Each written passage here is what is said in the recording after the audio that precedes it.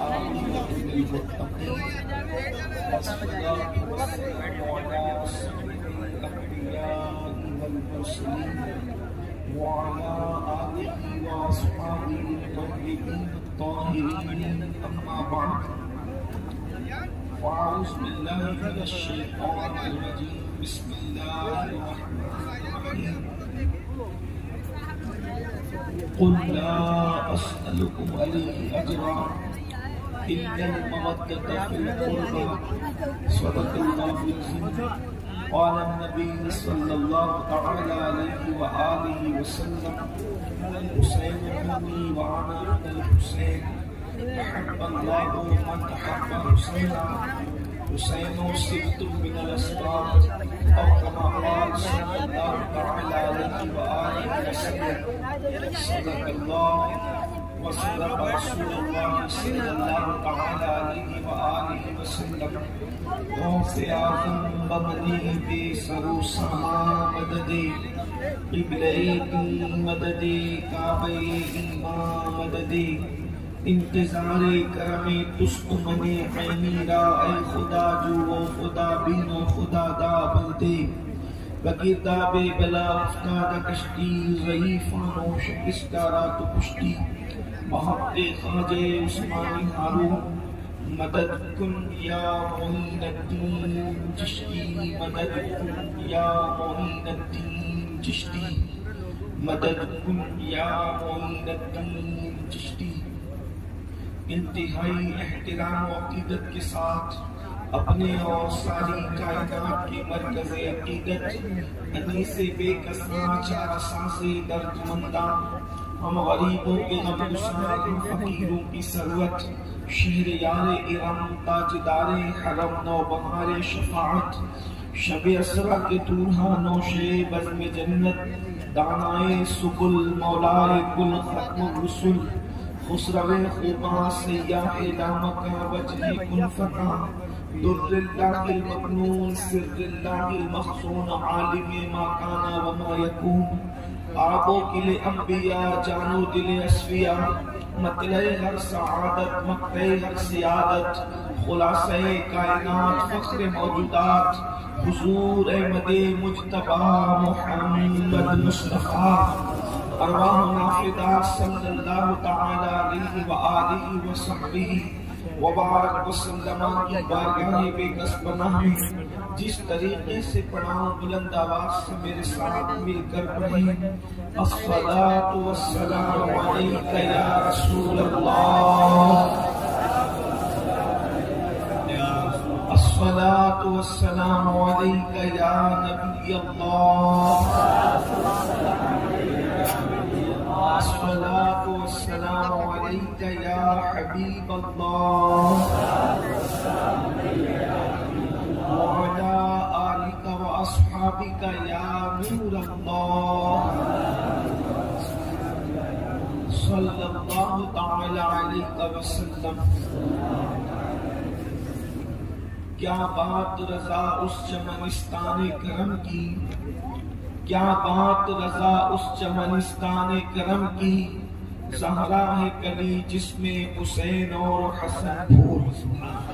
آج کی یہ محفل ذکر شہید اعظم امام حسین کی مقدس بارگاہ میں خراج عقیدت پیش کرنے کے لیے انعقاد پذیر ہے.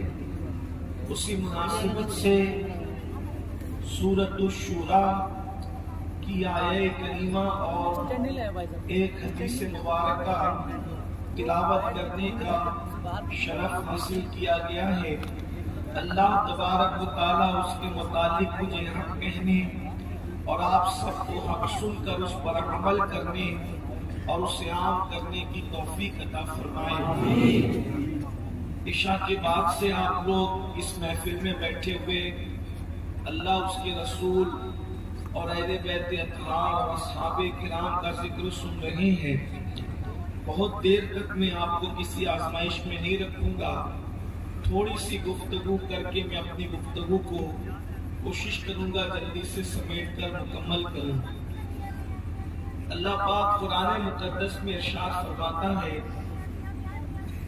اے محبوب آپ فرما دیں، قل اے محبوب آپ فرما دیں، لا اسألکم علیہ اجرا، کہ میں تم سے کوئی اجرت نہیں مانگتا میرے احسانات کے بدلے میں۔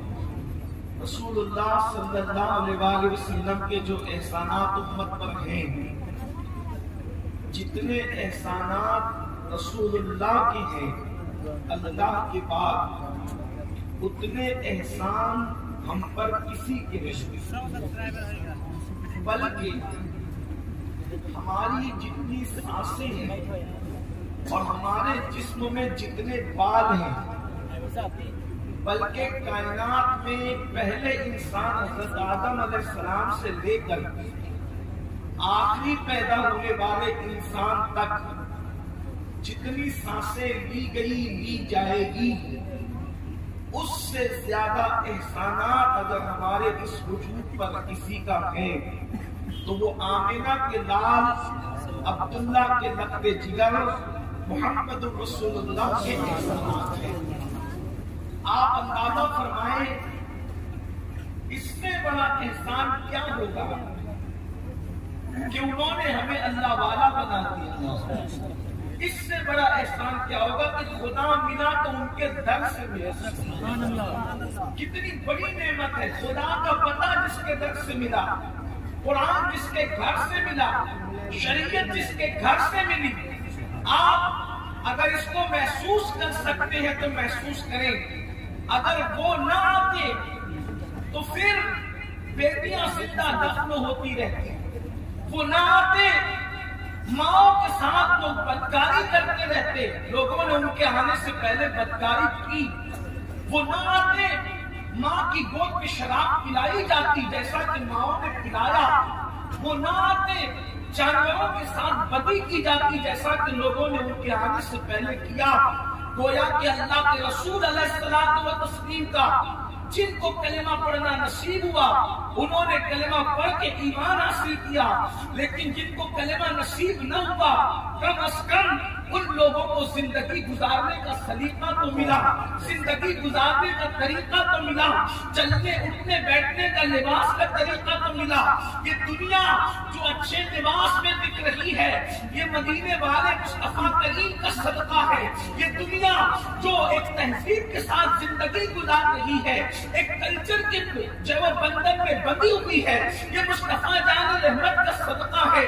لیکن یہاں ایمان والوں سے مخاطب ہونے کا حکم دیا جا رہا ہے کہ اوروں کو تو بہت کچھ ملا لیکن سب سے زیادہ جو نعمت ملی خدا کا پتہ مصطفیٰ جان رحمت کے در سے، قرآن مصطفیٰ جان رحمت کے گھر سے، اللہ کا قانون مصطفیٰ جان رحمت کے ذریعے سے، قرض کے جنت بھی ملے گی مصطفیٰ جان رحمت کے صدقے میں ملے گی، قبر میں سکون کی نیند سوئیں گے مصطفیٰ جان رحمت کے صدقے میں سوئیں گے۔ یہ جو روزی ملتی ہے انہی کے صدقے میں ملتی ہے، عزتیں ملتی ہے انہی کے صدقے میں ملتی ہے، نعمتیں ملتی ہے انہی کے صدقے میں ملتی ہے۔ بلکہ میرے امام تو یہاں تک فرماتے ہیں خلق کے حاکم ہو تم، رزق کے قاسم ہو تم سے ملا جو ملا تم پہ کرو۔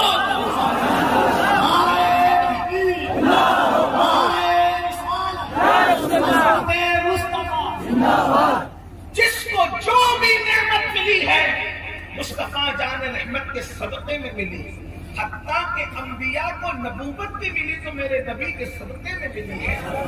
لیکن یہاں امت سے مخاطبت ہے، امت سے خطاب ہے، میں تم سے کوئی اجر نہیں مانگتا، لا اسألکم علیہ اجرا، تم سے کوئی اجر نہیں مانگتا، الا المودۃ فی القربى، مگر یہ کہ جو میرے قرابت دار ہیں، جو میرے رشتہ دار ہیں ان سے محبت کرو۔ جب یہ آیہ کریمہ نازل ہوئی تو صحابہ کرام نے پوچھا یا رسول اللہ صلی اللہ علیہ وآلہ وسلم اس آیت میں کن سے محبت کا حکم ہے؟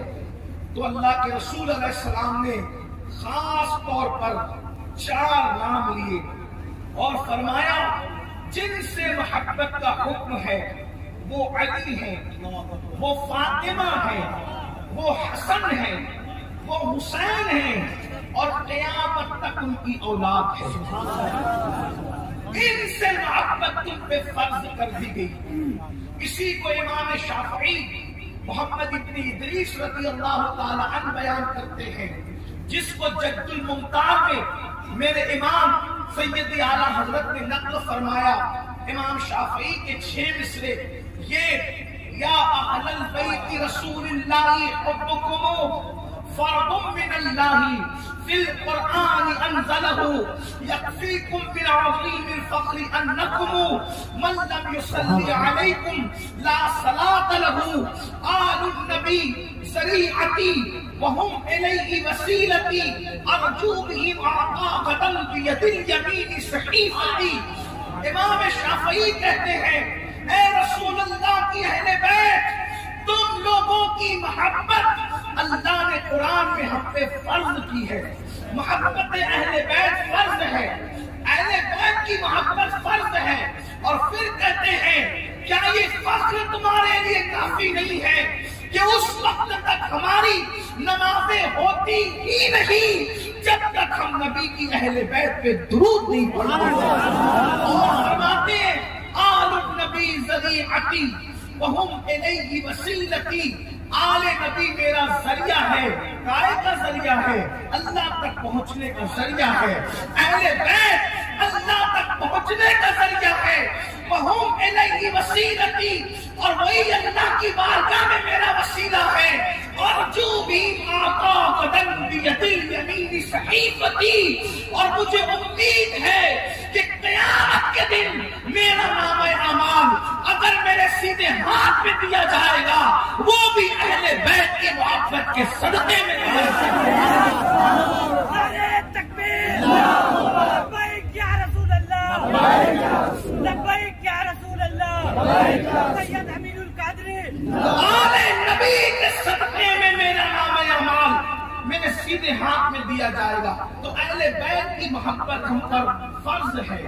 اور میرے آقا نے تو یہاں تک فرمایا حسین منی وانا من الحسین، حسین مجھ سے ہے، میں حسین سے ہوں.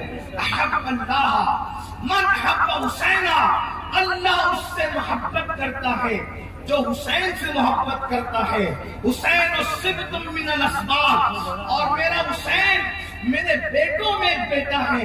اللہ اکبر. سیدنا ابو ہریرہ رضی اللہ تبارک و تعالی عنہ اپنے امامے کے شملے سے امام حسین کے قدموں کی مٹی صاف کرتے ہیں، اور صاف کرنے کے بعد کہتے ہیں حسین جو آپ کی فضیلتیں مجھے معلوم ہے، اگر لوگوں کو پتہ چل جائے تو لوگ تمہیں زمین پر قدم رکھنے نہ دیں، بلکہ لوگ تمہیں اپنے کندھوں پہ اٹھا کر کے چلے. جو فضیلتیں میں تمہاری جانتا ہوں. اللہ اکبر. تو اہل بیت سے محبت کا اللہ کے رسول نے حکم دیا. حسنین کریمین سے محبت کا حکم دیا. علی و فاطمہ سے محبت کا حکم دیا. قیامت تک ان کی اولاد سے محبت کا حکم دیا. یہ باتیں تو آپ واقعات کے ذریعے سے 1 محرم سے لے کے 10 محرم تک، ختم محرم تک بار بار سنتے رہتے ہیں. میں کسی کو دہرانے کے لیے یہاں نہیں بیٹھا. مختصر وقت میں مجھے آپ سے کچھ باتیں کرنی ہے. محبت اہل بیت فرض ہے. آپ سے پوچھنا چاہتا ہوں آخر اللہ کے رسول علیہ السلام نے اتنی محبت اہل بیت کی بات کیوں کی؟ اللہ اکبر. ایسی ایسی فضیلتیں اہل بیت کی محبت کے سلے میں بیان ہوئی، کسی عمل پر ایسی فضیلت بیان نہیں ہوئی. جیسے کہ مثال کے طور پہ میرے آقا فرماتے ہیں جو میری اہل بیت سے محبت کرے گا اللہ اس کی عمر میں برکت دے گا. جو میری اہل بیت سے محبت کرے گا اللہ اس کے رزق میں برکت دے گا. جو میری اہل بیت سے محبت کرے گا اللہ اس کے چہرے کو جگمگا دے گا. بلکہ فرمایا جن ان کے چہرے جنازے میں بھی چمکتے ہوں گے اور ان کے چہرے قیامت میں بھی 14ویں رات کے چاند کی طرح چمکتے ہوں گے، جن کے دلوں میں اہل بیت کی محبت ہوگی اور جن کے دلوں میں اہل بیت سے بغض ہے.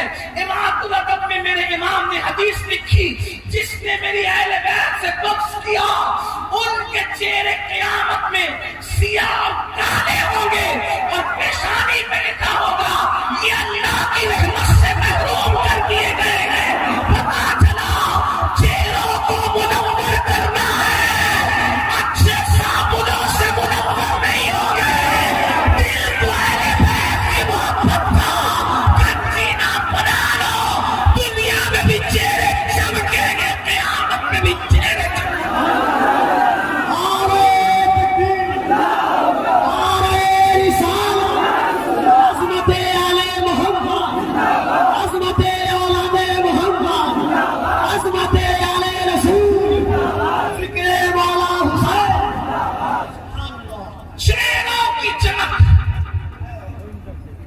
دلوں کی کیفیت بتاتی ہے. دل جگمگائیں گے. بلکہ یہاں تک فرمایا محبت اہل بیت کا صلہ، یہاں تک فرمایا اللہ اکبر. ذرا توجہ کریں، کوئی عمل کر لو ایمان کا خاتمے کی گارنٹی نہیں ہے. کوئی نمازی بھی بے ایمان مر سکتا ہے، کوئی حاجی بھی بے ایمان مر سکتا ہے، کوئی عالم بھی بے ایمان مر سکتا ہے، کوئی حافظ اور قاری بھی بے ایمان مر سکتا ہے. لیکن میرے آقا فرماتے ہیں، صاحب کشاف نے لکھا، امام رازی نے لکھا، امام یوسف نبہانی نے لکھا، اس طریقے سے امام عبدالوہاب شعرانی نے لکھا. کثرت کے ساتھ یہ بات لکھی گئی کیا؟ اللہ اکبر. میرے آقا فرماتے ہیں جو میری اہل بیت سے محبت کرے گا اس کا خاتمہ ایمان پر ہوگا، وہ دنیا سے ایمان پر جائے گا. اور فرمایا صرف ایمان پہ نہیں جائے گا، اگر بستر پہ بھی مرے گا اللہ اس کو شہادت کا مرتبہ عطا فرمائے گا. اہل بیت سے محبت کرنے والا جب اس کی روح نکالنے کے لیے موت کا فرشتہ آئے گا تو روح بعد میں نکالے گا. پہلے جنت کی بشارت دی جائے گی، پھر اس کی روح نکالی جائے گی. یہ محبت اہل بیت جنت کا پشتہ پہلے ہے، جنت کا پشتہ پہلے ہے، روح کا نکلنا بعد میں ہے. اور یہاں تک فرمایا کہ اہل بیت سے محبت کرنے والوں کو ایسے سجا کر جنت میں لے جایا جائے گا جیسے دلہن کو سجا کر دولہا کے گھر لے جایا جاتا ہے. اور اہل بیت سے محبت کرنے والے پل صراط سے ایسے گزریں گے جیسے بجلی کود جاتی ہے. اللہ اکبر. لیکن سب سے بڑی فضیلت جو اہل بیت کی ہے وہ ذرا دل کے کان سے سن لیں. میرے آقا نے فرمایا ایک مرتبہ جب سیدہ کائنات، مخدومہ کائنات، ملکہ فردوس بری سیدہ فاطمہ مادر حسنین ام ابیہا کے گھر میں اللہ کے رسول جلوہ گر ہیں. حضور کی 4 شہزادیاں ہیں، لیکن سب سے عمر میں جو بعد کی شہزادی ہے، یعنی آخری میں جو شہزادی پیدا ہوئی وہ سیدہ فاطمہ تھی. اللہ اکبر. میرے نبی کی سب سے چہیتی شہزادی تھی. آقا ان سے بہت پیار کرتے تھے، بلکہ فرمایا میرے آقا نے فاطمہ راضی ہو تو اللہ راضی ہو جائے، فاطمہ ناراض ہو تو اللہ ناراض ہو جائے. اللہ اکبر.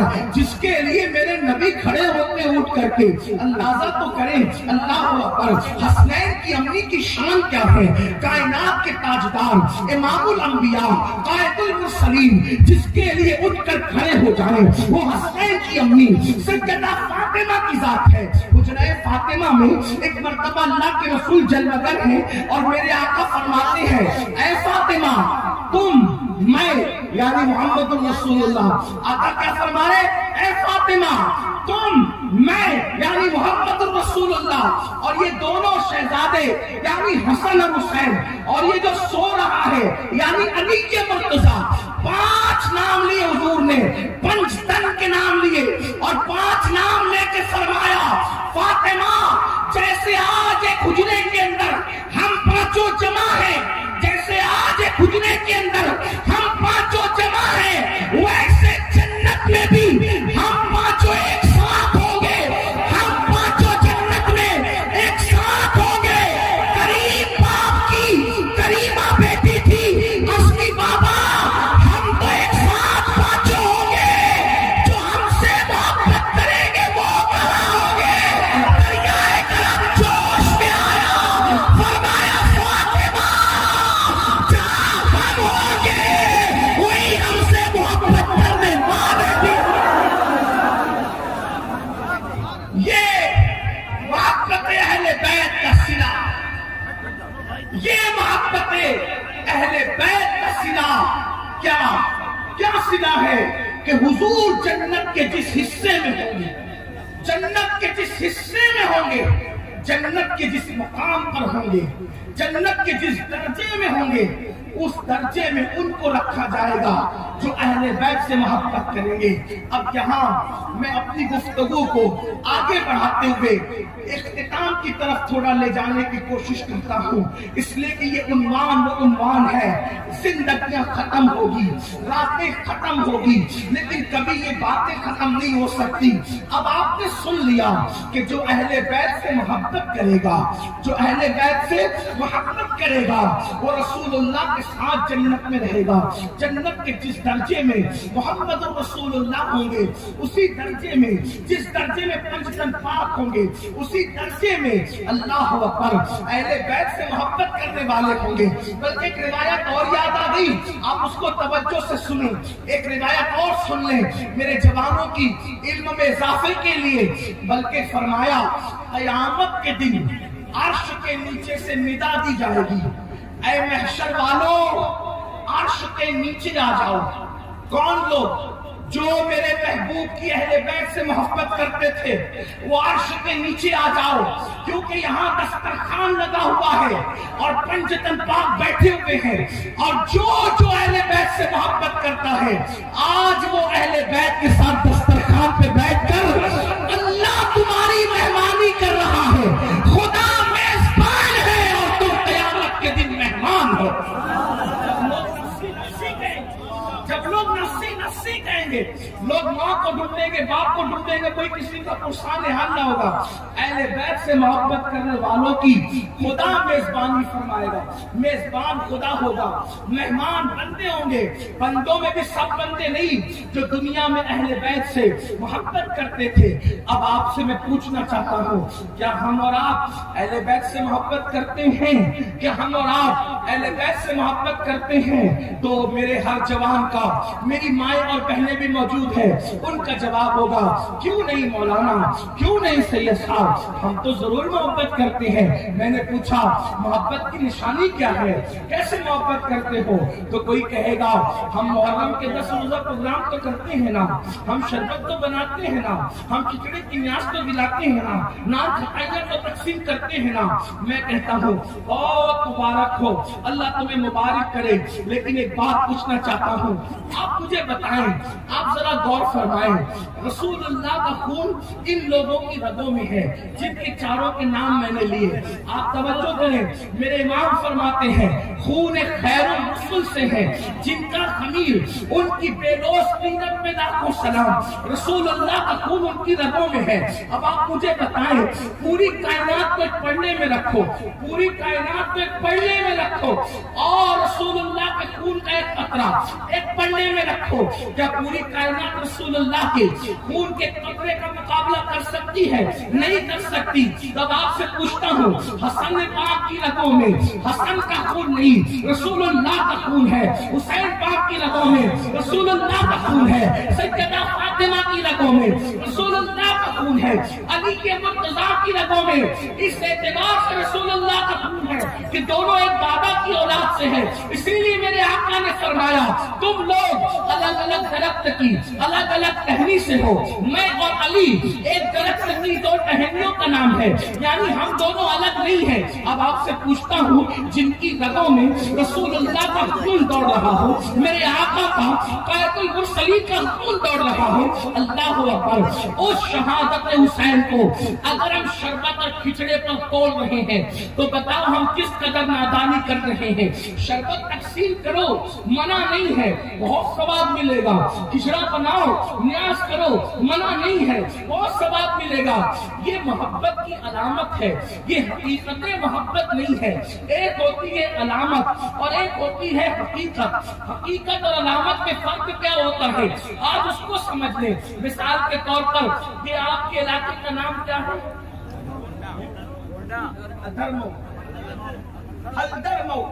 حلدر مئو سے اگر آپ کو بہرائچ شریف جانا ہے تو یہاں پر ایک پتھر لگا ہے، بہرائچ اتنے کلومیٹر۔ اب کوئی بندہ کہے حلدر مئو میں یہ پتھر دیکھ کر کہ بہرائچ آ گیا، توجہ کرو، میں بات بہت اختصار سے کر رہا ہوں، بہت اختصاری سے کرنا ہے کیونکہ ہمیں وقت میں اپنی منزل پر آگے کی پروگرام کی طرف پہنچنا ہے۔ لیکن آپ سوچیں، حلدر مئو میں ایک پتھر دیکھا، بہرائچ اتنے کلومیٹر، بہرائچ پر نظر پڑی، کلومیٹر پر نظر نہیں پڑی، اور کہاں آ گیا زندگی بہرائچ میں گھومتا رہے گا، کیا کبھی اس کو غازی سالار کا آستانہ ملے گا؟ اس علاقے میں ہلدرمی میں گھوم کر کے ملے گا یہ بہرائچ ہے، یہ بہرائچ ہے؟ نہیں ملے گا، مر جائے گا، نہیں ملے گا۔ غازی صاحب کا آستانہ اس کو نہیں ملے گا، کیوں؟ کیونکہ اس نے علامت شہر کو حقیقت شہر سمجھا ہے نا، علامت شہر کو حقیقت شہر سمجھا، کیونکہ علامت شہر الگ ہے اور حقیقت شہر الگ ہے۔ بات تھوڑی سی سر پہ سے جائے نہیں ہوگی تو میں ایک بات سمجھاتا ہوں۔ علامت مطلب سائن بورڈ اور حقیقت مطلب منزل، ٹھیک؟ اب بات سمجھ میں آئی؟ یعنی وہ پتھر جو منزل تک لے جاتا ہے، جس کو سنگ میر بھی کہتے ہیں، ٹھیک؟ وہ پتھر نشان سے لے جاتے ہیں آپ کو منزل تک۔ تو نشانی کو اگر آپ منزل سمجھ کر رک گئے تو کیا ہوگا؟ ناکام ہو جائے گا، منزل پہ نہیں پہنچ سکیں گے۔ تو یہ شربت، یہ کھچڑا، یہ گھروں کے جھنڈے، یہ نعت کی محفل، یہ 10 روزہ محرم کی محفل، یہ ذکر حسین، یہ نعرے، بڑا خوبصورت نعرہ مولانا تقی نمبر صاحب لگاتے دل خوش ہوتا ہے۔ لوگ علی علی کہتے ہیں، لوگ صدیق صدیق کہتے ہیں، لوگ خلفاء کے نام لیتے ہیں، رسول اللہ کے نام لیتے ہیں، علی کے مرتضیٰ کے نام لیتے ہیں، حسن مجتبیٰ کے نام لیتے ہیں، لیکن یہ نعرے حقیقت محبت نہیں ہے، یہ علامت محبت ہے۔ یہ جھنڈے حقیقت محبت نہیں ہے، یہ علامت محبت ہے۔ یہ محفلیں حقیقت محبت نہیں ہے، یہ علامت محبت ہے۔ علامت حقیقت تک پہنچاتی ہے، لیکن جو علامت پہ رک جائے وہ حقیقت تک کبھی نہیں پہنچ سکتا۔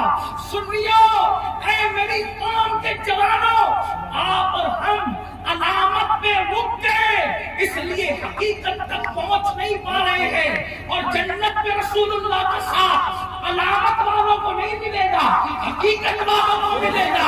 اللہ اکبر!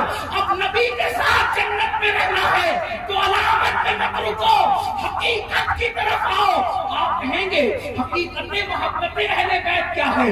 تو میں کہوں گا وہ ہاتھوں میں ناروں کا نام حقیقت محبت اہل بیت نہیں، ہاتھوں میں کروں کا نام حقیقت محبت اہل بیت نہیں، لباس کے کلر کا نام محبت اہل بیت کی حقیقت نہیں، بلکہ حقیقت کیا ہے؟ اللہ اکبر! حقیقت وہ ہے جس کے لیے اہل بیت کے بچے بچے نے اپنی جان قربان کی، اپنا وطن قربان کیا، اپنا سب کچھ قربان کیا۔ آپ کہیں گے وہ کیا چیز تھی؟ وہ کیا چیز تھی جس کے لیے وہ قربان ہو گئے؟ اب گفتگو کا اصل عنوان آتا ہے اور اسی پہ بات مکمل ہوتی ہے۔ اگر کسی جوان کے دل میں یا میری کسی بہن کے دل میں میری گفتگو اتر گئی تو میرا اتنی دور سے آنا میں سمجھوں گا کہ کامیاب ہو گیا، لیکن یاد رکھنا مسلمانوں، تھوڑی دیر دل جمعی کے ساتھ توجہ کے ساتھ سن لو۔ آپ تقریر نہیں سن رہے ہیں، یہ کسی کے دل کا درد سن رہے ہیں، یہ کسی کی آہو پکار سن رہے ہیں، یہ کسی کی داستان حقیقت سن رہے ہیں۔ سن لو، آخر پوچھنا چاہتا ہوں، ہم جہاں رکے ہوئے ہیں وہ علامت ہے، حقیقت کیا ہے؟ اہل بیت نے جس کے لیے جان دی، اس پہ جان دینا یہ محبت کی حقیقت ہوگی، اس کی قدر کرنا یہ محبت کی حقیقت ہوگی، انہوں نے جس سے محبت کی اس سے محبت کرنا یہ محبت کی حقیقت ہوگی۔ آپ کہیں گے وہ کیا چیز تھی؟ میں کہوں گا آپ نے کربلا نہیں سنا، کربلا تو آپ ہر سال سنتے ہیں، کیا دل بہلانے کو سنتے ہیں؟ کیا ٹائم پاس کو سنتے ہیں؟ کیوں آپ نے حقیقت میں توجہ نہیں کی؟ آپ دیکھیں، ایک طرف دھیان دیں، ایک طرف علی اکبر جیسا شہزادہ ہے، میں شہزادہ علی اکبر، میرا مالک، میرا مولا، میرا مرشد، میرے امام کا شہزادہ، امام ابن امام، شہزادہ علی اکبر کا جب میں تصور کرتا ہوں میرے رونگٹے کھڑے ہو جاتے ہیں۔ کیوں؟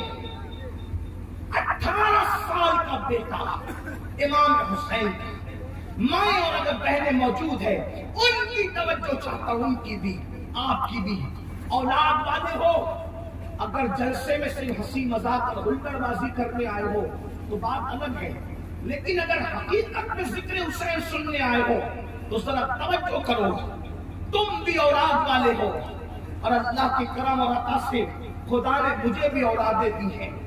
جیسے جیسے بیٹا بڑا ہوتا ہے اس سے توقعات بڑھتی چلی جاتی ہے، اس سے آس بڑھتی چلی جاتی ہے، اس لیے کہ بیٹا بڑھاپے کی لاٹھی ہوتا ہے، بڑھاپے کا سہارا ہوتا ہے، بیٹوں سے آگے نسل چلتی ہے۔ لیکن ذرا غور تو کرو، کسی کا بیٹا دادی کے ہم شکل، کسی کا بیٹا دادا کے ہم شکل، کسی کا بیٹا چچا کے ہم شکل، کسی کا بیٹا ماموں کے ہم شکل، لیکن مولا حسین اللہ نے آپ پہ کتنا کرم کیا تھا کہ آپ کا بیٹا اللہ اکبر کسی اور کے ہم شکل نہ تھا۔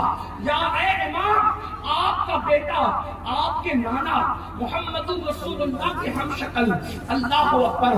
کہتے ہیں کہ جب لوگ علی اکبر کے دور میں حضور کے ملادہ فرمانے کے بعد مدینہ منورہ آتے تھے تو یوں کہتے ہوئے آتے تھے، چلو رسول اللہ کے مزار پہ حاضری بھی دے دیں گے اور علی اکبر کو دیکھ کر ایک اندازہ کر لیں گے کہ حسن رسول کیا تھا۔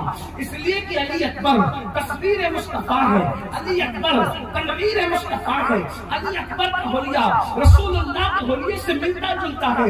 آپ سے پوچھنا چاہتا ہوں، جس کا بیٹا تصویر مصطفیٰ ہو، جس کے چلنے سے رسول اللہ کا چلنا یاد آتا ہو، جس کے اٹھنے بیٹھنے سے رسول اللہ کا اٹھنا بیٹھنا یاد آتا ہو، ایسا علی اکبر جیسا بیٹا مجھے بتاؤ، کیا کائنات قربان کر کے بچا لیا جاتا تو یہ سستا سودا نہ تھا؟ پوری کائنات قربان کر دیتے، علی اکبر کو بچا لیتے، تو بولو یہ سستا سودا نہ تھا؟ اللہ اکبر۔ آپ مجھے بتائیں، آپ مجھے غور کر کے بتائیں، اللہ اللہ، اگر کوئی پیر کے ہم شکل ہو اس کی اتنی تعظیم ہوتی ہے، کوئی کسی بزرگ کے ہم شکل ہو اس کا اتنا احترام ہوتا ہے، اللہ اکبر۔ جو شہزادہ رسول اللہ کا ہم شکل ہو اس کا احترام کتنا ہوگا، مدینے والے اس کی تعظیم کتنی کرتے ہوں گے۔ لیکن حسین نے بتایا، ایک طرف علی اکبر ہے، توجہ کرنا، ایک طرف علی اکبر ہے اور دوسری طرف اللہ کا دین ہے، ایک طرف اللہ کا دین ہے، ایک طرف علی اکبر شہزادہ ہے۔ اب حسین کو قدرت کی طرف سے اشارہ ہوتا ہے، حسین میرا دین بچائے گا یا علی اکبر بچائے گا؟ دونوں میں سے تجھے پیار کس سے زیادہ ہے؟ میرے دین سے پیار ہے یا بیٹے علی اکبر سے پیار ہے؟ حسین پاک اللہ کے دین کو بچانے کے لیے علی اکبر جیسا بیٹا قربان کر دیتے ہیں اور کس شان سے قربان کرتے ہیں۔ ابن عساکر لکھتے ہیں کہ جب شہزادہ علی اکبر کی شہادت ہوئی، امام علی مقام نے اپنے بیٹے علی اکبر کے سینے سے جب نیزہ کھینچا تھا تو نیزے کی انی پر علی اکبر کے دل کا ٹکڑا نکل کر آ گیا تھا، علی اکبر کا دل باہر آ گیا تھا۔ آپ سے پوچھنا چاہتا ہوں، حسین پاک نے بتایا مجھے اپنے بیٹے علی اکبر سے زیادہ اللہ کے دین کی اہمیت ہے، میں اپنے جوان بیٹے کے ٹکڑے ٹکڑے تو دیکھ سکتا ہوں، اپنے جوان بیٹے کے لاشے پہ گھوڑے دوڑتے تو دیکھ سکتا ہوں، لیکن اللہ کے دین کو مٹتا نہیں دیکھ سکتا۔ آپ سے پوچھنا چاہتا ہوں، یہ محبت اللہ کے دین سے تھی۔ اب آپ مجھے بتاؤ، او اہل بیت سے محبت کے دعوے داروں، کہ یہی محبت اللہ کے دین سے ہمیں ہے، اللہ کے دین سے ہمیں ہے۔ حسین پاک کے لیے تو ایک طرف علی اکبر ہے اور ایک طرف اللہ کا دین ہے۔ حسین علی اکبر قربان کر رہے ہیں، اللہ کا دین بچا رہے ہیں، اور ہمارے پاس روزانہ ہم سے امتحان ہوتا ہے۔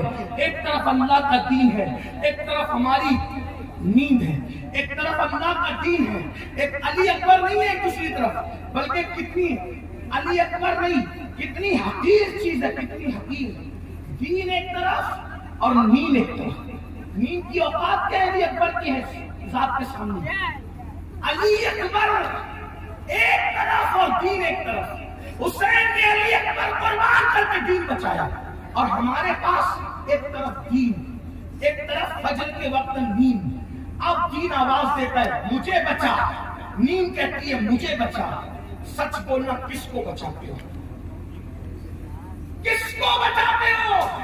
ہنسنے کی بات نہیں، اگر فجر کی نیند میں بستر چھوڑ کر اٹھتے ہو تو گویا اپنا دین بچاتے ہو، اور اگر بستر چھوڑ کے نہیں اٹھتے، فجر کی نماز میں سوتے پڑے رہتے ہو، تو گویا کہ اپنی نیند بچانے کے لیے معاذ اللہ دین کی قربانی دیتے ہو۔ انہوں نے دین بچانے کے لیے علی اکبر کی قربانی دی، اپنی جان کی قربانی دی، اور ہم نیند بچانے کے لیے دین کے ستون کو قربان کر رہے ہیں۔ میں پوچھنا چاہتا ہوں، قیامت کے دن رسول اللہ حسین پاک کے نانا کو کیا منہ دکھاؤ گے؟ اللہ کے رسول کی بارگاہ میں جب شفاعت کی بھیک مانگنے جاؤ گے تو کہیں ایسا نہ ہو جائے، اللہ نہ کرے، ہزار بار نہ کرے، خدا کسی دشمن کو بھی وہ دن نہ دکھائے کہ جب تم جاؤ رسول اللہ کی بارگاہ میں شفاعت کی بھیک مانگنے کے لیے، یاد رکھنا جب تک رسول اللہ سے شفاعت کی بھیک نہ مانگو گے کبھی جنت نہیں مل سکتی۔ اس دن تو ابراہیم خلیل کو بھی میرے نبی کی حاجت ہوگی۔ میرے امام کہتے ہیں وہ جہنم میں گیا جو ان سے مستغنی ہوا ہے خلیل اللہ کو حاجت رسول اللہ کی۔ جب خلیل کو حاجت ہوگی تو مجھے اور آپ کو کیوں حاجت نہ ہوگی؟ آپ اور ہم رسول اللہ کی بارگاہ میں شفاعت کی بھیک مانگنے جائیں گے۔ فجر کی نماز میں بستر پہ پڑے رہ کر کے سونے والوں، مسجدوں کو ویران کرنے والوں، جمعہ کی 2 رکعت پڑھ کے بھاگ جانے والوں، ظہر، عصر، مغرب اور عشاء میں اپنے کھیل کود اور کاروبار میں نمازوں کو ترک کرنے والوں، جس وقت رسول اللہ کی بارگاہ میں شفاعت کی بھیک لینے جاؤ اور اس وقت رسول اللہ فرما دے، او مکار جھوٹے، او منافق، میرے حسین نے تو بیٹا قربان کر کے، معصوم علی اصغر قربان کر کے، اپنی جان قربان کر کے، اپنا خاندان قربان کر کے اللہ کا دین بچایا تھا، اور تو نے دین کو نیند پہ قربان کیا تھا، تو نے تجارت پر دین قربان کیا تھا، تو نے بے پردگی پر دین قربان کیا تھا، تو بتاؤ حضور کو کیا منہ دکھاؤ گے؟ حضور علیہ الصلوۃ والتسلیم اگر ناراض ہو کر چہرہ پھیر لے، حضور اگر ناراض ہو کے چہرہ پھیر لے، کس کی بارگاہ میں شفاعت کی بھیک مانگو گے؟ وہاں تو ماں بھی اپنے بیٹے کو نہیں پہچانے گی، وہاں تو باپ اپنے بیٹے سے دور بھاگے گا، وہاں رشتے ناطے کوئی کام نہیں آئیں گے، وہاں دوست و دشمن بنیں گے، وہاں کوئی کسی کا نہیں ہوگا، وہاں تو صرف رسول اللہ فریاد سننے والے ہوں گے، وہاں تو مدد کرنے والے، خدا کی بارگاہ میں سفارش کرنے والے اللہ کے رسول ہوں گے۔ میرے بھائیوں اپنے حال پہ رحم کرو، میرے بھائیوں میری بہنوں اپنے حال پہ رحم کرو۔ نماز کو چھوڑ کر تم خود ساختہ قادری، برکاتی، نقشبندی، سہروردی، رضوی، اشرفی، مداری، وارشی، خدا جانے کیا کیا بن سکتے ہو، لیکن نماز کو چھوڑ کر اللہ کی عدالت میں تم اپنا ایمان ثابت نہیں کر سکتے، اللہ کی عدالت میں اپنا مکمل دین ثابت نہیں کر سکتے، کہاں جا رہے ہو؟ امام علی مقام نے دین بچانے کے لیے اتنی بڑی قربانی دی، اور ہم کہاں جا رہے ہیں؟ نہیں، یہ اہل بیت سے محبت وہ نہیں ہے جس کا مطالبہ میرے آقا نے فرمایا ہے۔ افسوس کی بات یہ ہے آج ہمارے گھر کی بیٹیاں بے پردہ گھوم رہی ہے، گلے میں دوپٹے لٹکا کر کے بے پردہ گھر کی بیٹیاں گھومتی ہے، بیٹیاں گھومتی ہے، بازاروں میں جاتی ہے، ولیمے میں جاتی ہے، شادی میں جاتی ہے، لیکن کوئی باپ منع نہیں کرتا کہ بیٹی تو بغیر دوپٹے کے کیسے، کوئی بھائی منع نہیں کرتا بہن تو بغیر دوپٹے کے کیسے، کوئی شوہر منع نہیں کرتا کہ تم بغیر دوپٹے کے کیسے، اس لیے کہ لوگ کہتے ہیں مولانا یہ تو فیشن ہے، پرانے دور کی بات بند کرو، لیکن یاد رکھنا فیشن پہ وہ چلے گا جس کا تعلق کربلا سے نہیں، جس کا تعلق کربلا سے ہوگا وہ فیشن پہ نہیں جائے گا، وہ تو کربلا کی نقش قدم پہ چلے گا، کربلا کے پیغام پہ چلے گا۔ آپ کو بتاؤں میدان کربلا میں کیا ہوا تھا، اب میدان کربلا میں کیا ہوا تھا، اگر آپ سننا چاہتے ہیں تو میں اپنی بہنوں سے بھی بتانا چاہتا ہوں کربلا میں کیا ہوا تھا۔ آپ جانتے ہیں امام علی مقام، امام حسین کی جب شہادت ہو گئی، امام علی مقام کی جب شہادت ہو گئی اور سب لوگ کربلا میں شہید ہو گئے، سب کی شہادتیں ہو گئی، اللہ اکبر، علی اصغر بھی چلے گئے، محمد قاسم بھی چلے گئے، عباس بھی چلے گئے، سارے شہزادے جب شہید ہو گئے، امام علی مقام بھی شہید ہو گئے، تو یزیدیوں نے اللہ اکبر بیویوں کے خیمے جلا دیے، جن خیموں کے اندر بیویاں تھی وہ خیمے جلا دیے. اور اللہ اکبر, جب خیمے جل رہے تھے تو بیویوں کے دوپٹے تک چھین لیے, بیویوں کی چادریں تک چھین لی. اللہ اکبر. استاد زمن حضرت مولانا حسن بریلوی نے ایک اپنی کتاب آئین قیامت میں بھی لکھا, جس کی تصدیق امام احمد رضا نے کی, کہ بیویوں کی چادریں تک چھین لی گئی. اللہ اکبر. جب بیویوں کی چادریں چھین لی گئی تو پتا ہے جن کے گھر کے اندر جبریل امین کی اجازت کے بغیر نہ آتے تھے, جن کا احترام یہ تھا, چاند و سورج بھی جن کے دوپٹے کی طرف نظر نہ کرتے ہوں, جن کی چادروں کی طرف نظر نہ اٹھاتے ہوں, وہ مقدس بیویاں جن سے فرشتے بھی حیا کرتے ہوں, وہ مقدس خواتین اللہ اکبر جنہوں نے اپنا گھر چھوڑ کر کبھی آنگن نہیں دیکھا تھا آج سے پہلے, جب ان کی چادریں ظالم یزیدیوں نے چھین لی, ان کے زیورات چھین لیے گئے, تو سیدہ زینب بے چین اور بے قرار ہو گئی. سیدہ فاطمہ کی پرورش میں تربیت پانے والی زینب بے قرار ہو گئی.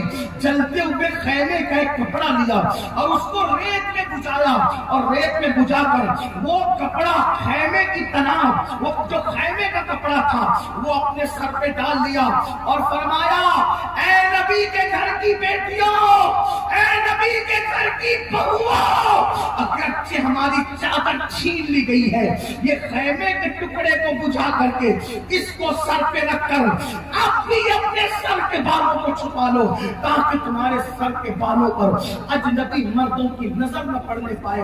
آپ سے پوچھنا چاہتا ہوں, چادریں چھن گئی تو خیمے کے جلے ہوئے ٹکڑوں سے ان لوگوں نے اپنا سر چھپایا. آج اپنے گھر کی بیٹیاں 3-3, 4-4, 5-5 ہزار کا ڈریس خرید رہی ہے, میچنگ دوپٹے والے, لیکن بالوں کی حفاظت نہیں کر رہی ہے. آپ سے پوچھنا چاہتا ہوں, امام علی مقام کے سینے پر یزیدیوں کے تیر چلتے تھے, امام علی مقام کے جسم پر یزیدیوں کے تیر چلتے تھے, لیکن اے نام نہاد حسینیوں, جب تم نماز ترک کرتے ہو تو یہ نماز ترک کرنے کا تیر حسین کے جسم پر نہیں, حسین کے دل پہ چلتا ہے. جو کام قبر انور میں بھی حسین کے دل کو چھلنی کرے, اس قوم کو حسینی کہلانے کا حق کیا؟ یزید اور بے نمازیوں میں فرق کیا رہا؟ وہ تو جسم پہ تیر چلا رہا تھا, تم دل پہ تیر چلا رہا. وہ جسم پہ تیر چلا رہا تھا, تم نشہ کر کے دل پہ تیر چلا رہے. امام کے دل پہ کیا گزرتی ہوگی کہ اسی دین کے لیے میں نے اللہ کے دین کے لیے قربانی دی تھی. جب تم کسی لڑکی کو بھگانے کا پلان بناتے ہو, جب تم کسی لڑکی سے فون پر ناجائز اور حرام گفتگو کرتے ہو, اس وقت مولا حسین پاک کے دل پہ کیا گزرتی ہوگی. دین کو کھلونا بنا دیا, دین کو کھلواڑ بنا دیا. اگر علماء اصلاح کرتے ہیں ان کا مذاق کرتے ہو, ان کی بے عزتی کرتے ہو, ان کی بے حرمتی کرتے ہو, علماء کو 2 کوڑی کا مولوی کہتے ہو. میرے عزیز, عالم 2 کوڑی کا کبھی نہیں ہو سکتا. کیوں؟ اس لیے کہ وہ نائب رسول ہوتا ہے. اگر وہ عالم ربانی ہے تو نائب رسول ہوتا ہے. جو علماء کی توہین کرتا ہے مرتے وقت اس کی زبان پہ کلمہ بھی نہیں آئے گا. خدا کے لیے ایک دن موت ہے, موت. اے میرے بھائی, تو کب تک جوان رہے گا؟ اے میرے بھائی, کب تک تو زندہ رہے گا؟ کب تک تو دولت کے نشے میں رہے گا؟ کب تک تو مال کے نشے میں رہے گا؟ کب تک تو قوت کے نشے میں رہے گا؟ میرے عزیز, اللہ نے فرعون کو غرق کر دیا, تو کب تک رہے گا؟ اللہ نے نمرود کو لگڑے مچھر سے ہلاک کر دیا, تو کب تک رہے گا؟ اللہ نے زمین پہ بنا جنت بنانے والے شداد کو خود کی بنائی ہوئی جنت میں داخل ہونے سے پہلے اس کو مار کر کے اس کا قصہ تمام کر دیا. فرعون, نمرود, حامان, شداد, سب کے قصے تمام ہو گئے. تب بھول بھلیا, تاج محل, لال قلعے بنانے والے قبروں میں چلے گئے. گئے, قبروں کے نشان مٹ گئے, قبروں کے نشان ختم ہو گئے, بڑے بڑے بادشاہوں کی قبروں کے نشان مٹ گئے. برج خلیفہ بنانے والے جیسے بادشاہ کی قبر بے یار و مددگار پڑی ہوئی ہے. یزید کی قبر کہاں ہے, اس کے آوان و انسان کی قبر کہاں ہے, کچھ عطا پتہ نہیں چلتا. میرے بھائی, ایک دن تیرے جسم کا رشتہ بھی تیری روح سے ٹوٹ جائے گا. نہ تیری جوانی ہوگی, نہ جوانی کا غرور ہوگا, نہ تیری دولت ہوگی, نہ تیری دولت کا گھمنڈ ہوگا. ہاں ہاں, اگر آج تو جوانی اور دولت کے نشے میں امام حسین کے پیغام کے خلاف, ان کے نانا جان کے پیغام کے خلاف اگر زندگی گزار رہا ہے, تو ایک دن تجھے موت آئے گی. دولت بھی نہیں ہوگی, دولت میں لوگ ہوج موج کریں گے, مال بھی نہیں ہوگا. ہائے کیا بے بسی ہے, ہائے کیا بے بسی ہے. جب انسان مرتا ہے, اس کو موت آتی ہے, تو وہ خود سے نہا بھی نہیں سکتا جب تک دوسرے نہ نہلائے. وہ خود سے کفن بھی نہیں پہن سکتا جب تک کہ لوگ کفن نہ پہنائے. کتنا اتراتے ہو اپنی جنس پر, کتنا اتراتے ہو اپنی ٹی شرٹ پر, کتنا اتراتے ہو اپنی قیمتی گاڑیوں پر, کتنا اتراتے ہو اپنے بنگلوں پر, اپنے گھروں پر, نرم نرم کٹوں پر لیٹ کر زنا کے مناظر والی فلمیں دیکھنے والوں, نرم نرم گدوں پہ لیٹ کر گانے غزلیں سننے والوں, گندے مناظر دیکھنے والوں, قبر کی پہلی رات یاد کرو. اللہ اکبر. وہاں ہوگا کیا, کوئی کام نہیں آئے گا میرے بھائی. یہ جو تمہیں بڑی معذرت کے ساتھ یہ جو تمہیں تھپکیاں دی جاتی ہے نا, ارے تم تو جنتی ہو, تم تو جنتی ہو, تم تو جنتی ہو, یہ ساری باتیں جو ہے وہ بس ایک تھپکیوں کی طرح ہے, ایک تسلی کی طرح ہے. ورنہ جنت اتنی سستی نہیں ہے کہ تم ایک بار سبحان اللہ کہہ کے جنت حاصل کر لو. جنت اتنی سستی نہیں ہے کہ معاذ اللہ تم صرف نعرے لگا کے جنت حاصل کر لو. میرے عزیز, اگر جنت اتنی سستی ہوتی تو امیر حمزہ کا کلیجہ چبایا نہ جاتا. جنت اتنی سستی ہوتی, اللہ اکبر, اصحاب رسول کو کہ وجود کو چلی نہ کیا جاتا.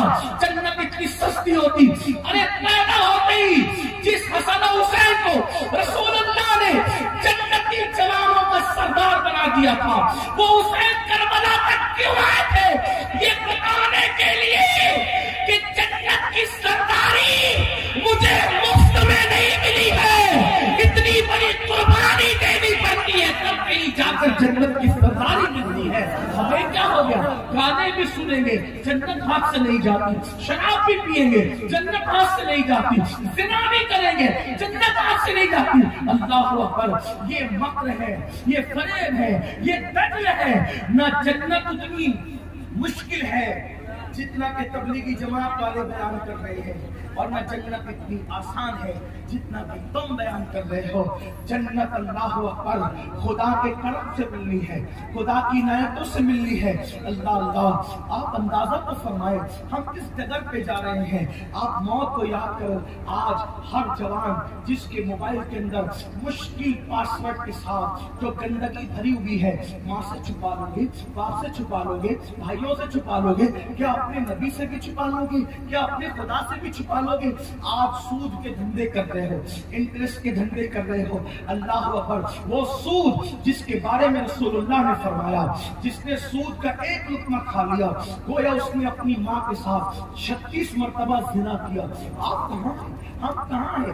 ایزی منی کے چکر میں, شارٹ ٹائم میں کروڑپتی بننے کے چکر میں جوا کھیل رہے ہو, حرام کاروبار کر رہے ہو. یہ حسینیت نہیں ہے, یہ تو سب یزیدیت ہے. حسینی کہلا کر یزیدیت کر رہے ہو. آج توبہ کر لو, آج پلٹ جاؤ, ورنہ یاد رکھنا. ایک حدیث پڑھ کے اس پہ کچھ تبصرہ کر کے بات ختم کرتا ہوں. بات مکمل سنیں. آپ اور میں رسول اللہ کے پردہ فرمانے کے کم و بیش 1400 سال کے بعد, اتنی دیر سے ہم دنیا میں آئے, کم و بیش کم 1400 سال کے بعد. آئیے ذرا اس بندے کی زندگی سنیں جس نے رسول اللہ کے دور میں جنم لیا تھا, جو حضور کے دور میں پیدا ہوا تھا. ایک دن کا واقعہ ہے کہ اللہ کے رسول علیہ السلام مسجد نبوی میں تشریف فرما ہے، بیٹھے ہوئے ہیں، اور ایسے میں ایک جوان آتا ہے، دیہاتی جوان ہوتے ہوئے۔ اللہ کے حبیب علیہ السلام کی یہ شان تھی کہ حضور علیہ السلام کسی کی آنکھ میں آنسو نہیں دیکھ سکتے۔ جب میرے آقا کسی کو روتا ہوا دیکھتے تو تڑپ جاتے تھے، آقا کسی کو روتا ہوا دیکھتے تو بے چین ہو جاتے تھے۔ ایک دیہاتی کے آنکھ میں رسول اللہ نے آنسو دیکھے اور آنسو دیکھ کر کے اس سے پوچھا، اے جوان تو کیوں رو رہا ہے، تیرے رونے کی وجہ کیا ہے؟ وہ جوان کہتا ہے، آقا میرے ماں باپ آپ پہ قربان، میرے باپ کا آج انتقال ہو گیا، میرا باپ مر گیا ہے آقا، اور دیہات ہونے کی وجہ سے، دیہات میں رہنے کی وجہ سے میرے باپ کو کوئی غسل دینے والا نہیں ملتا، میرے باپ کو کوئی کفن پہنانے والا نہیں ملتا۔ اللہ کے رسول علیہ السلام سے اس نے عرض کی، آقا نہ میرے باپ کو کوئی غسل دیتا ہے نہ کوئی کفن پہناتا ہے، یا رسول اللہ اس لیے میں رو رہا ہوں۔ میرے کریم آقا نے کرم فرمایا اور اس جوان سے کہا، ایک کام کر، ابو بکر و عمر کو ساتھ لے جا، سیدنا صدیق اکبر اور فاروق اعظم کو حکم دیا، تم دونوں جاؤ اور جا کر اس کے باپ کو غسل دو، کفن پہناؤ، اور ساری وہ رسومات جو آخری رسومات ہوتی ہے اسلام کے اعتبار سے اس کی ادا کرو۔ صدیق اکبر اور فاروق اعظم جیسی ہستیاں اس کو غسل دینے اور کفن پہنانے کے لیے تشریف لے گئی۔ جب یہ دونوں اس دیہات میں پہنچے تو غسل دینے کے لیے جیسے اس کے چہرے سے کپڑا ہٹایا، جیسے اس کے چہرے سے کپڑا ہٹایا، دونوں کے پیروں کے نیچے سے زمین کھسک گئی۔ کیوں کھسک گئی؟ کیونکہ جب انہوں نے کپڑا ہٹایا تو کیا دیکھا کہ وہ مرنے والا جو مرا تھا اس کا چہرہ کالے سور کی طرح ہو گیا تھا، اس کا چہرہ کالے خنزیر کی طرح ہو گیا تھا۔ خنزیر اور سور سمجھتے ہیں، کالا خنزیر کیسا لگتا ہوگا، جسم انسان کی طرح، منہ کالے سور کی طرح۔ دونوں نے جلدی سے چادر ڈال دی۔ یہ کوئی کہانی قصہ نہیں ہے میرے بھائی، یہ حدیث پاک ہے۔ علامہ عثمان ابن حسن نے اپنی کتاب میں اس حدیث کو لکھا ہے۔ اللہ اللہ، میں کوئی کہانی قصے کا جو ہے وہ معاذ اللہ روادار نہیں، میں آپ کے سامنے اس وقت روایت پیش کر رہا ہوں۔ رحم کر لو اپنے آپ پر، اپنے آپ پہ رحم کر لو مسلمانوں۔ اللہ نے یہ زندگی عیش کے لیے نہیں، آرام کے لیے نہیں، پاک کے لیے نہیں، جرائم کے لیے نہیں، زبانی جمع خرچ کے لیے نہیں دی اللہ نے زمین پہ ہمیں بھیجا۔ قرآن کہتا ہے، الذی خلق الموت والحیات لیبلوکم ایکم احسن عملا، کہ ہم نے تمہیں جو موت اور زندگی پیدا کی ہے اس لیے پیدا کی تاکہ ہم تمہیں آزمائیں، تمہاری جانچ کریں کہ کون تھوڑی سی زندگی کو پا کر اچھا عمل کرتا ہے۔ یہ تھوڑی سی زندگی اچھے عمل کے لیے ہے، کیرم کلبوں کے لیے نہیں، گالی گلوچ کے لیے نہیں، فلم اور سیریل کے لیے نہیں، عورتوں کے ساتھ پینٹنگ کرنے کے لیے نہیں، حرام لقمے کے لیے نہیں، آوارہ گردی کے لیے نہیں، اچھے عمل کے لیے آئے زمین پر، اچھا عمل کرو۔ صدیق و فاروق نے جب اس شخص کا منہ کالے سور اور خنزیر کی طرح دیکھا، جلدی سے چادر ڈال دی، دونوں رو پڑے، کیونکہ ان لوگوں کے دلوں میں اللہ کا خوف تھا۔ آج عذاب کی باتیں سن کر لوگ مسکراتے ہیں، لوگ ہنستے ہیں، سب کا اپنا اپنا ذوق ہے، لیکن وہ لوگ جو سچے رسول کو سچا مانتے تھے، ان کی تعلیم کو سچا مانتے تھے، ان کی آنکھوں میں عذاب کی آیتیں سن کر، عذاب کا ذکر سن کر آنسو آتے تھے، ان کو اپنی آخرت یاد آتی تھی۔ اللہ اکبر، دونوں نے چادر ڈال دی، چادر ڈال کے قاصد بھیجا، یا رسول اللہ اس کا منہ تو کالے سور کی طرح ہو گیا، اس کا منہ تو کالے خنزیر کی طرح ہو گیا، حضور ہم اس کو غسل کیسے دیں گے، اس کو کفن کیسے پہنائیں گے؟ جب یہ حادثے کی خبر اللہ کے رسول کو ہوئی تو میرے آقا بنفس نفیس خود چل کر تشریف لائے اس دیہات میں، اس کا منہ دیکھا، حضور نے ہاتھ اٹھائے، اس کی مولا اس کا منہ درست کر دے، اس کا منہ سیدھا کر دے۔ اللہ کے رسول کا دعا کرنا تھا کہ اس کا منہ سیدھا ہو گیا، صحیح انسانوں کی طرح ہو گیا۔ پھر اس کو غسل دیا گیا، پھر اس کو کفن پہنایا گیا، پھر اس کی نماز جنازہ پڑھی گئی۔ نماز جنازہ کے بعد کسی نے دھیرے سے کہا، ارے پہلے تو اس کا منہ سور کی طرح ہو گیا تھا، دفن کرنے سے پہلے ذرا چیک تو کر لو، ذرا دیکھ تو لو کہ ابھی کیسا ہے اس کا منہ، کیونکہ رسول اللہ کی دعا سے تو ٹھیک ہو گیا تھا، اب اس کا منہ کیسا ہے نماز جنازہ کے بعد۔ اب کفن ہٹایا گیا، جب دیکھا گیا تو کیا دیکھتے ہیں کہ اس کا منہ پہلے کی طرح پھر کالے سور کی طرح، کالے خنزیر کی طرح پھر ہو گیا. صحابہ رو پڑے، اللہ کے رسول بھی رو پڑے، کیونکہ کسی کا منہ جنازے میں بگڑ جائے. کتنے افسوس کی بات ہے نا. اللہ اکبر. بیماری کی وجہ سے کسی کے منہ پہ سیاہی آ جاتی ہے تو گھر والے شرمندہ ہو جاتے ہیں. ہائے ہائے ہائے. میرے روح نے فرمایا مجرم کو نہ شرماؤ، احباب کفن ڈھک دو. مجرم کو نہ شرماؤ، احباب کفن ڈھک دو. منہ دیکھ کے کیا ہوگا، پردے میں بھلائی ہے. اللہ رحم کرے. آج چھپ چھپ کے تو گناہ کر رہے ہو، پتہ نہیں جنازے میں چہرے کیسے نظر آئیں گے، پتہ نہیں قبروں میں چہروں کا کیا حال ہوگا. اللہ اکبر. میرے آقا نے جب دیکھا، صحابہ مصطفیٰ نے دیکھا، اس کا منہ پھر سے کالے سور کی طرح ہو گیا. صحابہ نے پوچھا آقا اس کا منہ بار بار کالے سور کی طرح کیوں ہو جاتا ہے، کالے خنزیر کی طرح کیوں ہو جاتا ہے؟ تو میرے آقا نے اس کے بیٹے کو بلایا اور فرمایا اے جوان، میرا اللہ کسی پہ ظلم نہیں کرتا، میرا اللہ کسی پہ زیادتی نہیں کرتا، میرا اللہ کسی کو بے گناہ سزا نہیں دیتا. تو ہی بتا تیرے باپ کے کرتوت کیا تھے، تیرا باپ کرتا کیا تھا جس کی وجہ سے جنازے میں اس کا منہ کالے سور کی طرح ہو گیا. اس لڑکے نے، اس جوان نے کہا یا رسول اللہ، میرا باپ جب نماز کا وقت آتا تھا تو سو جاتا تھا، نماز نہیں پڑھتا تھا، وہ نماز میں غفلت کرتا تھا، سستی کرتا تھا. تب میرے آقا نے فرمایا اے لوگوں، جو نماز میں سستی کرے گا جب اس کو اس کی قبر میں رکھا جائے گا اور وہ قیامت کے دن اپنی قبر سے اٹھے گا تو اس کا منہ کالے سور کی طرح. نماز میں سستی کرنے والوں کا منہ قیامت کے دن کالے سور کا ہوگا. آپ سے پوچھنا، دوسروں سے نفرت کرتے کرتے کیا خود سے نفرت کرنے لگتے؟ نفرتوں کے سفیر بنتے بنتے کہ اپنے آپ سے بھی محبت نہ رہی؟ جب اللہ کے رسول کے کہنے پہ اللہ کو ایک مانا، جب اللہ کے رسول کے کہنے پہ قرآن کو اللہ کی کتاب مانا، جب اللہ کے رسول کے کہنے پہ اسلام کو سچا دین مانا، تو حضور ہی کہہ رہے ہیں کہ جو نماز میں سستی کرے گا جب وہ قیامت کے دن اٹھے گا تو اس کا منہ کالے سور کی طرح، کالے خنزیر کی طرح ہوگا. آپ سے پوچھتا ہوں، چہرے پہ کھنسی نکل آئے، چہرے پہ کھنسی نکل آئے تو آپ کسی محفل میں نہیں جاتے؟ کالج کے لڑکے کالج جانا چھوڑ دیتے ہیں، لوگ دعوتوں میں جانا، میرے منہ پہ کھنسی آ گئی ہے. جب کالے منہ پہ کھنسی لے کر عوام کی محفل میں نہیں جاتے، چہرے پہ کھنسی لے کر عوام کی محفل میں نہیں جاتے، تو اللہ جب بے نمازی پن کی وجہ سے قیامت میں منہ کالے سور کی طرح کر دے گا، وہ منہ لے کر رسول اللہ کے پاس کیسے جاؤ گے؟ وہ منہ لے کر خدا کی بارگاہ میں کیسے جاؤ گے؟ یہ ہزاروں کا مجمع ہے، مجھے معاف کرنا، نشتر جو لگاتا ہے وہ دشمن نہیں ہوتا. ہزاروں کا مجمع ہے. کتنے لوگ ہیں جو اس میں عشاء پڑھ کے آئے ہیں اور کتنے لوگ ہیں جو جلسہ کر کے جا کر فجر پڑھیں گے؟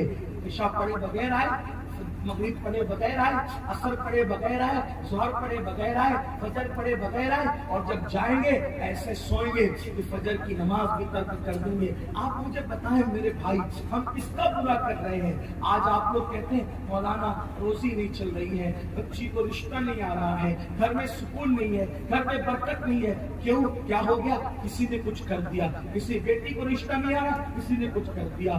روزی نہیں چل رہی ہے، کسی نے کچھ کر دیا. بچہ بدار ہو گیا، کسی نے کچھ کر دیا. بہو کو چلا رہی ہے، کسی نے کچھ کر دیا. گھر میں سکون نہیں ہے، کسی نے کچھ کر دیا. میرے بھائی سچ کہوں، صرف 2% لوگوں کو کسی نے کچھ کیا، باقی 98% لوگوں نے اپنے آپ ہی کو کچھ کیا. اس لیے کہ جب رسول اللہ نے فرما دیا جو نماز چھوڑ دے اس کی روزی سے برکت ختم ہوتی ہے. آپ بتاؤ تو صحیح، جادو کر کے جادو سے برکت گئی کہ تیرے بے نمازی پن کی وجہ سے برکت گئی؟ اللہ کے رسول فرماتے ہیں جو عشاء کی نماز چھوڑ دے اس کی نیند سے سکون چلا جاتا ہے. کوئی جادو کی وجہ سے تیرے نیند سے سکون گئی، تیرے نیند سے سکون چلی گئی، یا پھر جو ہے تیرے نیند سے سکون گیا، یا پھر بے نمازی پن کی وجہ سے سکون گیا. آپ کے دل تو ہمیشہ بیمار رہتے ہیں. فرمایا گیا جو عصر کی نماز چھوڑے گا اللہ اس کے جسم سے طاقت چھین لے گا.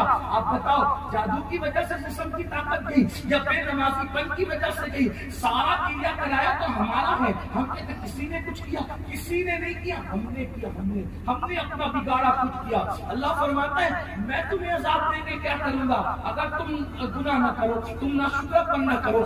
آؤ امام علی مقام کے ذکر کی محفل میں آنے والوں, اگر اچھے دن چاہتے ہو, سکون کے دن چاہتے ہو, اطمینان کے دن چاہتے ہو, روزی میں برکت چاہتے ہو, اللہ کی بارگاہ میں توبہ کر کے پلٹو, ایک سچے مسلمان کی طرح زندگی گزارو. عہد کرو آج کے بعد نماز نہیں چھوٹے گی, عہد کرو حرام لقمہ نہیں کھائیں گے, عہد کرو چہرے سے داڑھی مڑا کر کے کبھی گٹر میں نہیں پھینکوائیں گے, عہد کرو کسی عورت پر کبھی پاپ کی نظر نہیں ڈالیں گے. میرے آقا علیہ السلام نے فرمایا کوئی خوبصورت عورت سامنے آ جائے اور بندہ یہ سوچ کر نظریں نیچی کر لے کہ اللہ دیکھ رہا ہے, اسی وقت اللہ اس کے لیے جنت نعیم بے حساب لکھ دیتا ہے, اس کو جنت نعیم کا بے حساب مستحق قرار دیتا ہے. سوچو تو صحیح. اور اگر کوئی بندہ کسی عورت پر نظر ڈالے مرتے وقت اس کی زبان پہ کلمہ نہیں آئے گا, آپ اندازہ فرمائیں کہاں ہیں ہم اپنی بگاڑ رہے.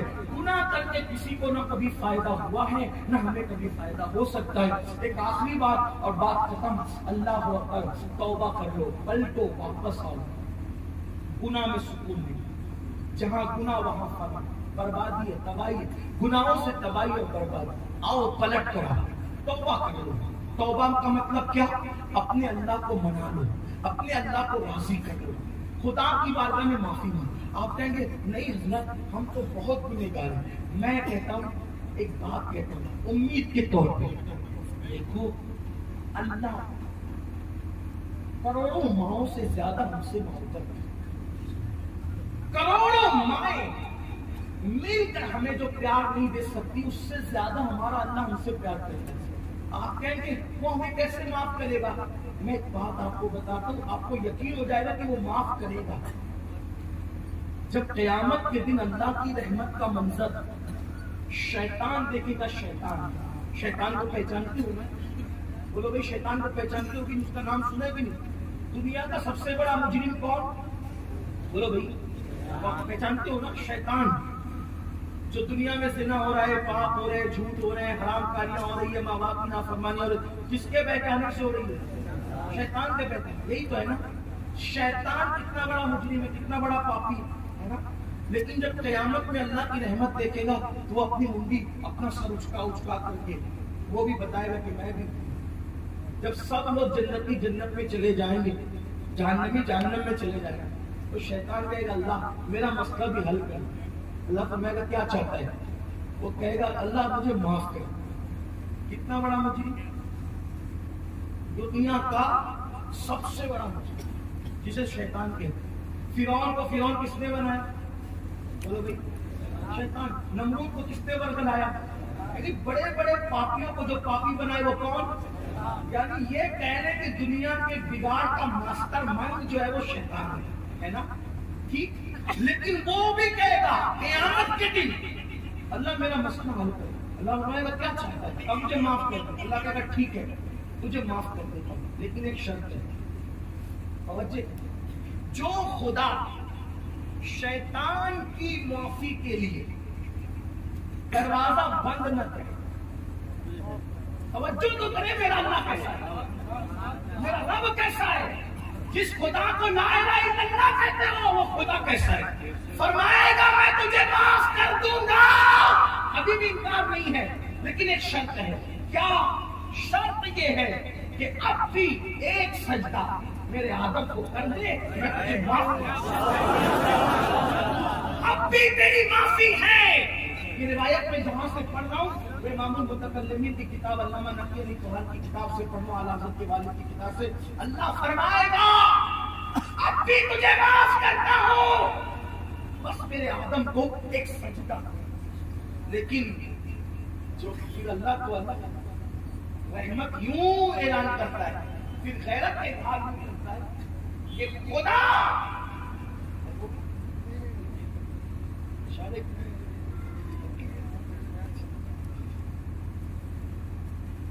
اللہ فرمائے گا میرے آدم کو سجدہ کر, معاف کر دوں. کتنے بڑے مجرم کو ایک شرط, معاف کر دوں گا. لیکن اللہ جب فرمائے گا کہ آدم کو سجدہ کر, وہ کہے گا نہیں کرتا, فرمائے گا جا جائے. تو جو اللہ شیطان کو موقع دے معافی کے لیے جو شیطان کو موقع دے وہ ہم کو موقع نہیں دے گا. ہم تو اس کے محبوب کی امتی ہیں, ہم تو کلمہ پڑھنے والے. الحمدللہ ہم میں کوئی شیطان نہیں ہے, ہم انسان ہیں اور وہ بھی رسول اللہ کی امتی ہیں. معافی مانگو, توبہ کرو. توبہ کان کھینچنے گال پیٹنے کا نام نہیں. توبہ کا مطلب کیا؟ اللہ سے عہد کرو اب گناہ نہیں کروں گا, اب نہیں کروں گا, اور پھر اس پہ قائم رہو. تو آپ کو پتا ہونا چاہیے اتنے بڑے بڑے دنیا کے پاپی لوگوں نے توبہ کی اور اللہ نے ان کی توبہ کو قبول کر کے ان کو کیا سے کیا بنا دیا, کیا سے کیا بنا دیا. حضرت سیدنا سنون مصری رضی اللہ تعالیٰ عنہ فرماتے ہیں, خود حضرت سنون مصری کہتے ہیں بہت بڑے ولی تھے, بہت خوبصورت بھی تھے. فرماتے ہیں میری جوانی کا دور تھا, میں دریا کی سیر کے لیے گیا. جب میں دریا کی سیر کے لیے گیا تو میں نے کیا دیکھا, ایک جوان آیا, وہ جوان اور اس کے ساتھ ایک لڑکی تھی بہت خوبصورت. دونوں آئے دریا کی سیر کے لیے. میں بیٹھا ہوا تھا دریا کی سیر کے لیے, دریا کے کنارے بیٹھا ہوا تھا. کوئی پارک میں جانا, سیر کے لیے جانا, یہ کوئی بری بات نہیں, بزرگان دین جاتے تھے. لیکن لوگوں کے اور ان کے جانے میں فرق کیا تھا کہ لوگ گناہ کرتے تھے, وہ جا کر اللہ کی نشانیوں میں غور کرتے. حضرت سنون مصری بیٹھے, ایک لڑکی اور ایک لڑکا دونوں آئے دریا کے کنارے بیٹھے. اس نے جو ہے وہ اپنا گانے کا بجانے کا آلے نکالے اور بجانے لگے, کھانے کی چیز نکالی کھانے لگے. سنون مصری کہتے ہیں میں بیٹھا ہوا تھا, انہوں نے مجھے کھانے کو دیا اور پھر شراب بھری اور شراب پینے لگے اور گانا گانے لگے تو مجھے شراب دیا. میں نے کہا میں شراب نہیں پیتا, یہ حرام ہے ہمارے مذہب میں. جس نے ایک گھونٹ شراب کا پیا اس کا منہ اگر توبہ کے بغیر مر گیا تو قبر میں قبلے کی طرف نہیں ہوگا, اس کا منہ قبلے سے پھیر دیا جائے گا اور وہ قیامت میں اٹھے گا تو اس کے منہ سے پاخانہ نکل رہا اور اس کی آنکھوں سے خون کے آنسو نکل رہے ہیں. اللہ اکبر. فرمایا میرے مذہب میں شراب حرام ہے, ہم شراب نہیں پیتے. اس نے شراب روک لیا اور گانا گانے لگے. جب وہ گانا گا کر بند کر دیے تو انہوں نے مجھ سے پوچھا, اے جوان کیا تجھے کوئی گانا آتا ہے, تو گانا گانا جانتا ہے؟ تو میں نے کہا میں اس سے اچھا جانتا ہوں, میں اس سے اچھا جانتا ہوں. گانے کا نام نہیں لکھا, میں اس سے اچھی چیز جانتا ہوں, اس سے اچھا جانتا ہوں. اور کیا جانتا ہے ذرا گا. تو حضرت سنون کہتے ہیں میں نے قرآن کی تلاوت شروع کی. اب قرآن تو پھر قرآن ہے, جب کوئی دل سے قرآن پڑھتا ہے تو پھر اچھوں کا پیتا پانی ہوتا ہے, دل پگھلتے ہیں. سنون مصری کہتے ہیں جب میں نے قرآن پڑھنا شروع کیا تو وہ نوجوان تو اٹھ کے بھاگ گیا, لیکن اس کے ساتھ جو لڑکی آئی تھی اس کی آنکھوں میں آنسو تھے. اس نے کہا تم کون ہو؟ میں نے کہا سنون ہوں. کہا کہ یہ کیا ہے؟ تو میں نے کہا قرآن ہے اور یہ ہمارے نبی پہ نازل ہوا ہے. اس لڑکی نے کہا میں توبہ کرتی ہوں, کلمہ پڑھتی ہوں, مسلمان ہوتی ہوں, آج کے بعد نہ شراب نہ گانا نہ کسی نوجوان کے ساتھ تنہائی. اور اس کے بعد وہ لڑکی میری نظر سے ہو گئی غائب. توبہ کس نے کرائی؟ کس نے کرائی؟ سنون مصری جیسے ولی نے. کس کو کرائی؟ ایک آوارہ شرابی گانے والی پاپی لڑکوں کے ساتھ گھومنے والی لڑکی کو توبہ کرائی. اور اس لڑکی نے ایک بار توبہ کی پھر وہ چلی گئی, وہ اس کا اپنا معاملہ تھا, وہ چلی گئی. سنون کہتے ہیں ایک بار میں حج کو گیا, کعبے کا غلاف پکڑ کے میں دعا کر رہا تھا اللہ مجھے بخش دے, مجھے معاف کر دے. ایسے میں نے دیکھا ایک پوری عورت آئی اور کعبے کا غلاف پکڑا اور غلاف پکڑ کے کہا مولا تو دیکھتا نہیں, مولا تو سب دیکھنے والا ہے, تو دیکھتا نہیں میرا ہاتھ کہ میں بھوکی ہوں, مجھے کھانے کا انتظام کر, میں تیری مہمان ہوں, میرے کھانے کا انتظام کر. تو آواز جانی پہچانی لگی تو میں نے اس پر توجہ کی تو میں نے کیا دیکھا, اس کا یہ کہنا تھا کہ میرے کھانے کا انتظام کر. آسمان سے جو ہے وہ جنتی پھل اترتے ہوئے میں نے دیکھے. اس نے اس میں سے انگور نکالا, منہ میں ڈالا. اللہ اکبر. تو میں نے کہا بڑی بھی تو کون ہے, تیرا مرتبہ کیا الٹ ہے کہ تو ایک آواز لگائے تو جنت کا کھان تیرے لیے اترتا ہے, تو کون ہے؟ تو اس بوڑھی نے کہا مجھے جانتا نہیں, مجھے جانتا نہیں ذنون، میں تجھے پہچان گئی، مجھے جانتا نہیں۔ ذنون مصری نے کہا میں تو تجھے نہیں جانتا، میں نے تجھے کبھی نہیں دیکھا۔ تو اس نے کہا برسوں پہلے دریا کے کنارے سیر کو گئے تھے، ہاں وہاں ایک لڑکا لڑکی آئے تھے پاک کرنے کے لیے، گانا بجانا شراب گانے کے لیے، ہاں اس لڑکی نے تیرے ہاتھ پہ توبہ کی تھی، ہاں تو وہ میں ہی تو ہوں، وہ میں ہی تو ہوں۔ ذنون نے کہا تجھے یہ مقام مل گیا، تجھے یہ مرتبہ مل گیا۔ تو اس وقت اس لڑکی نے کہا تمہیں پتا نہیں، تمہیں پتا نہیں، رسول اللہ کا فرمان ہے کہ میرا اللہ وہ ہے جو اس کی طرف چل کے جاتا ہے، اللہ کی رحمتیں اس کی طرف دوڑ کے آتی ہیں۔ میں نے سچی توبہ کی، میرے اللہ نے مجھے مقام ولایت عطا کیا۔ آج ہی کی بات نہیں سنو، جب مجھے بھوک لگتی ہے تو میرے لیے آسمان سے کھانا، یہ ہے سچی توبہ کی برکت۔ آؤ میرے بھائیوں توبہ کرو، گناہوں سے ہجرت کرو، نکلو، بدلو اپنے آپ کو، تبدیل کر لو۔ امید ہے اگر بدل گئے دنیا بھی کامیاب اور آخرت بھی، اور اگر نہیں بدلے، نہیں تبدیل کیا اپنے آپ کو، تو یاد رکھنا مرنے کے بعد سوائے پچھتانے کے کچھ ہاتھ نہیں آئے گا۔ اللہ مجھے آپ سب کو سچی توبہ کی توفیق دے۔ آج سے عہد کر لو، سردی گرمی بارش کچھ ہو نماز نہیں چھوٹے گی۔ اللہ ہم سب کے حال پہ رحم فرمائے۔ وما علینا الا البلاغ۔ السلام علیکم۔